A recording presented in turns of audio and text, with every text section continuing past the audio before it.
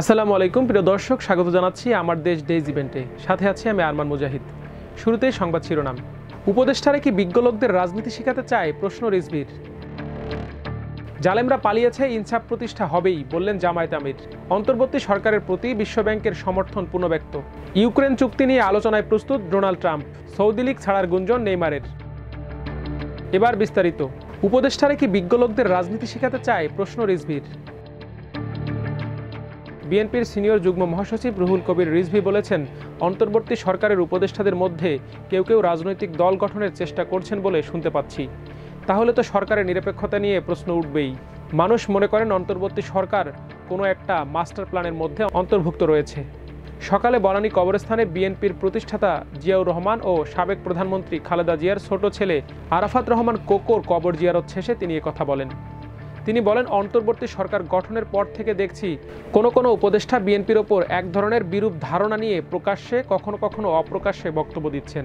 রিজভী বলেন, এই সরকার বিভিন্ন প্রশাসনিক নিয়োগের ক্ষেত্রেও বিশেষ কোনো রাজনৈতিক দলকে প্রাধান্য দিচ্ছে। শুনছি তারা কিংস পার্টি তৈরি করছে। আমরা জানি অন্তর্বর্তী সরকার একটি নিরপেক্ষ সরকার। এগুলো করলে তো অন্তর্বর্তী সরকার নিয়ে মানুষের ধারণা পাল্টে যাবে। সংস্কারের নাম করে অনন্তকাল ধরে নির্বাচন দেবেন না, এটা হতে দেওয়া যায় না।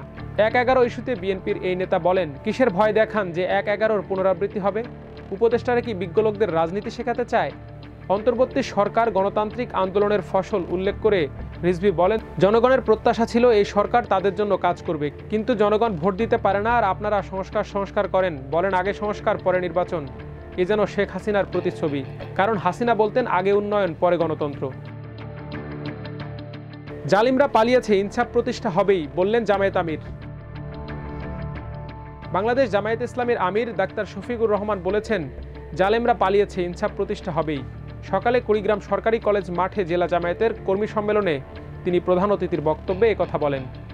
তিনি বলেন, গত ১৫ বছর আমাদের ২ জন আমির, ১ জন সেক্রেটারি জেনারেল, ৩ জন নায়েবে আমির সহ ১১ জন দায়িত্বশীল নেতাকে হত্যা করা হয়েছে। মুমিনরা কখনো কারো কাছে মাথা নত করে না। ইনসাফ প্রতিষ্ঠার লড়াই শেষ না হওয়া পর্যন্ত আমাদের এই সংগ্রাম চলবে। বাংলাদেশ জামায়াত ইসলামী বৈষম্যহীন, মানবিক ও দুর্নীতিমুক্ত বাংলাদেশ গড়ার লক্ষ্যে কাজ করে যাবে বলেও উল্লেখ করেন তিনি। ডাক্তার শফিকুর রহমান আরও বলেন, বিগত ১৫.৫ বছরে আওয়ামী লীগ সরকার ও তার সহযোগীরা ২৬ লাখ কোটি টাকা বিদেশে পাচার করেছে। তারপর তারা পালিয়েছে। এসব টাকা খুঁজে বের করে দেশে ফেরত আনতে হবে এবং অর্থ পাচারের সাথে জড়িতদের বিচার করে কারাগারে পাঠাতে হবে। তিনি বলেন, বাংলাদেশ জামায়াত ইসলামী মজলুমদের দল। আমাদের নেতাকর্মীদের বিরুদ্ধে মিথ্যা মামলা দিয়ে ফাঁসি কার্যকর করা হয়েছে। হাজার হাজার নেতাকর্মীকে হত্যা করা হয়েছে। তবুও আমাদের সংগ্রাম থামেনি। আমরা এই দেশের প্রতিটি নাগরিকের সমান অধিকার নিশ্চিত করতে চাই। আমাদের লক্ষ্য বৈষম্যহীন ও মানবিক বাংলাদেশ গড়া। দেশ বাঁচলে আমরা সবাই বাঁচব। তিনি আরও বলেন, আবু সাইদ মুগ্ধ সহ যারা শহীদ হয়েছেন তারা আমাদের জাতীয় আইকন। তাদের শহীদ হওয়ার মাধ্যমে প্রমাণিত হয়েছে যে সাহসী মানুষ থাকলে কোনো ষড়যন্ত্র সফল হতে পারে না। আমরা শহীদদের কাছে ঋণী এবং তাদের প্রতি চিরকৃতজ্ঞ। এ ঋণ আমাদের আজীবন শোধ করতে হবে। জামায়াত আমির বলেন, বাংলাদেশ ভারত সীমান্তে ফেলানী খাতুনের করুণ মৃত্যু এখনও সবার মনে অমলিন দাগ কেটে রেখেছে। ২০১১ সালের ৭ জানুয়ারি কুড়িগ্রামের ফুলবাড়ী উপজেলার অনন্তপুর সীমান্তে ভারতীয় সীমান্তরক্ষী বাহিনী বিএসএফ ১৫ বছরের কিশোরী ফেলানীকে গুলি করে হত্যা করে। তার লাশ দীর্ঘ সময় কাঁটাতারের বেড়ায় ঝুলে থাকার সেই হৃদয় বিদারক দৃশ্য আজও মানবতার প্রতি প্রশ্ন ছুড়ে দেয়। অন্তর্বর্তী সরকারের প্রতি বিশ্বব্যাংকের পূর্ণ সমর্থন ব্যক্ত।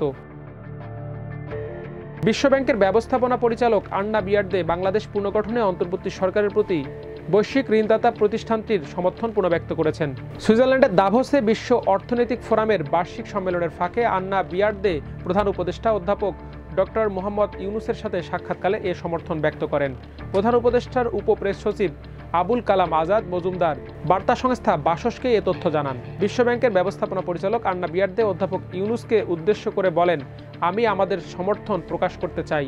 আপনারা যে কোনো সহায়তার জন্য আমাদের ওপর নির্ভর করতে পারেন। তিনি আরও উল্লেখ করেন, ব্যাংকটি বছরের দ্বিতীয়ার্ধে বাংলাদেশের প্রতি তাদের সমর্থন প্রসারিত করতে আগ্রহী।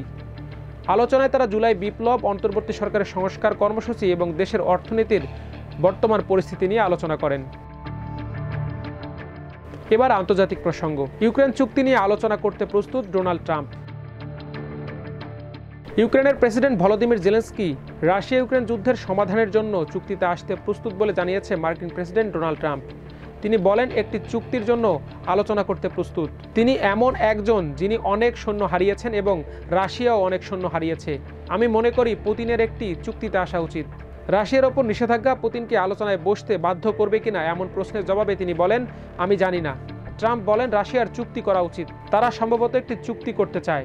আমি শুনেছি পুতিন আমার সাথে দেখা করতে চায়, আমরা যত তাড়াতাড়ি সম্ভব দেখা করব। প্রায় ৩ বছর ধরে চলমান যুদ্ধের অবসান ঘটাতে রাশিয়াকে এখনই মীমাংসা করার আহ্বান জানানোর একদিন পর ট্রাম্প এই মন্তব্য করেন।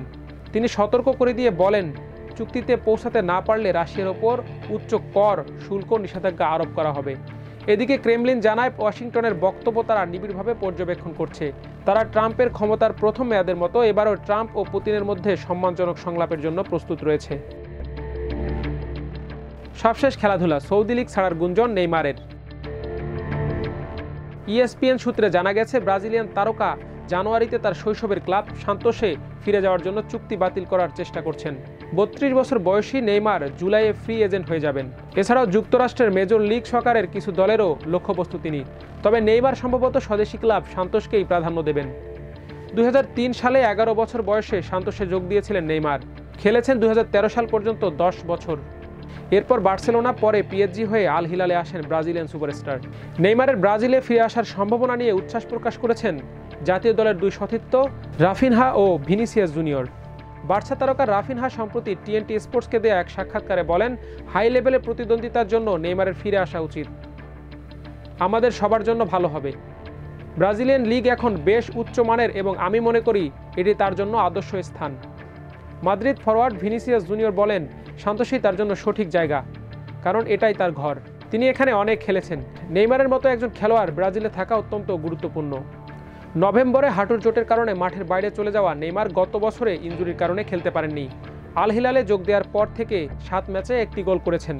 কিন্তু সান্তোসে ফিরলে তিনি পুনরায় ছন্দে ফিরবেন বলে মনে করেন ভক্ত ও সতীর্থরা। দর্শক, আজ এ পর্যন্তই। সবাই ভালো থাকুন, সুস্থ থাকুন, আমার দেশের সাথে থাকুন। আল্লাহ হাফিজ।